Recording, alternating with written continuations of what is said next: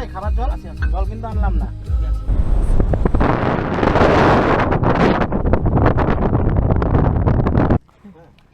ওইটার হচ্ছে এইখান থেকে সোজা জলের সময় ছেড়ে দিলে এমনি হাসি মারা চলে যাবে লোকে। ও হাওড়ি 360 ডিগ্রিতেই অসাধারণ ভিউ।